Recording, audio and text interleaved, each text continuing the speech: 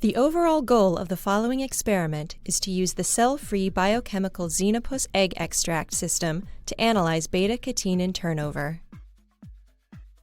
This is achieved by first adding and/or depleting suspected effectors to activated Xenopus egg extract in order to identify modulators of beta-catenin turnover.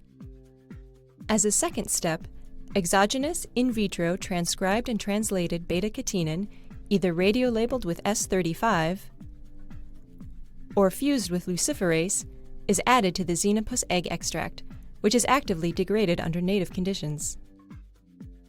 Next, collect time points in order to assess changes in beta-catenin protein levels over time.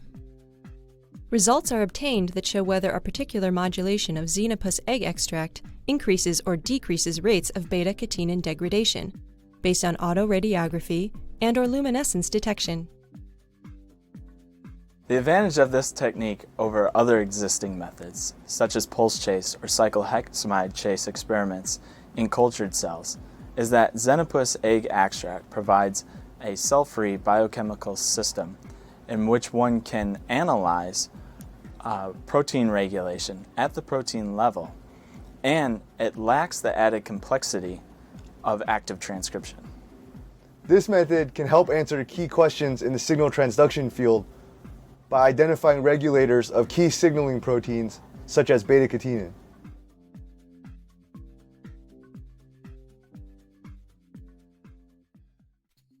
Working with Xenopus extract enables the user to readily deplete components of a pathway and add back a defined amount of a protein to determine its dose-dependent effects. Use freshly prepared Xenopus egg.